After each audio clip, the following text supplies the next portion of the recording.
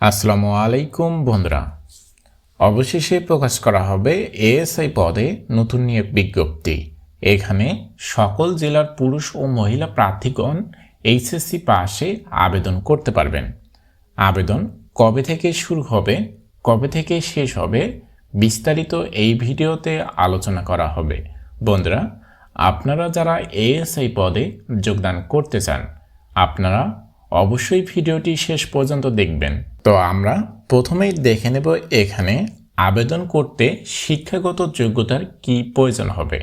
এখানে আবেদন করতে এসএসসি পরীক্ষায় আপনাকে 3.50 পেয়ে উত্তীর্ণ হতে হবে এবং এইচএসসি পরীক্ষায় আপনাকে 3.50 পেয়ে উত্তীর্ণ হতে হবে। এর নিচে থাকলে আপনারা কখনোই আবেদন করতে পারবেন না। আবেদন করলেও আপনার আবেদন গ্রহণযোগ্য হবে না। আপনার শারীরিক যোগ্যতা থাকতে হবে পুরুষ প্রার্থীর জন্য 5 ফুট 6 ইঞ্চি এবং মহিলা প্রার্থীর জন্য উচ্চতা থাকতে হবে 5 ফুট 4 ইঞ্চি। বুকের মাপ স্বাভাবিক অবস্থায় 32 ইঞ্চি এবং প্রসারিত অবস্থায় 34 ইঞ্চি থাকতে হবে। মেয়েদের ক্ষেত্রে কোনো বুকের মাপ প্রযোজ্য নয়।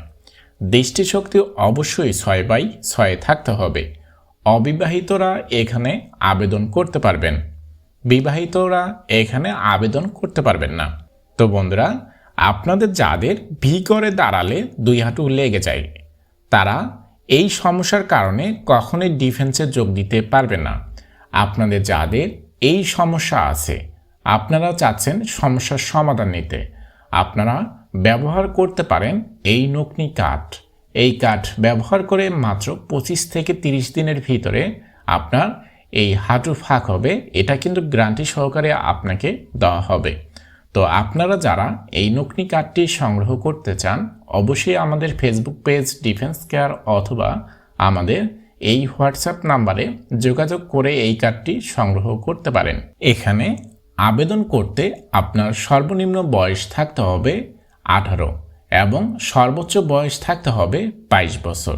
এর ভিতরেই কিন্তু আপনার থাকতে হবে।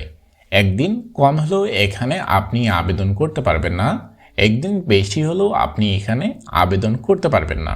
তো এই নিয়োগ বিজ্ঞপ্তি এখনও কিন্তু প্রকাশিত করা হয়নি। তো আশা করা যায় যে মে মাসে এই নিয়োগ বিজ্ঞপ্তি চলে আসবে। তো বন্ধুরা, আজকের ভিডিও এই পর্যন্তই। আমরা পরবর্তী ভিডিওতে আলোচনা করব এএসআই পদের মাঠের কার্যক্রম কিভাবে হয়।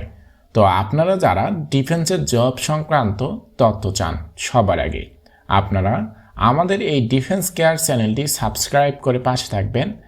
দেখা হচ্ছে নতুন ভিডিওতে।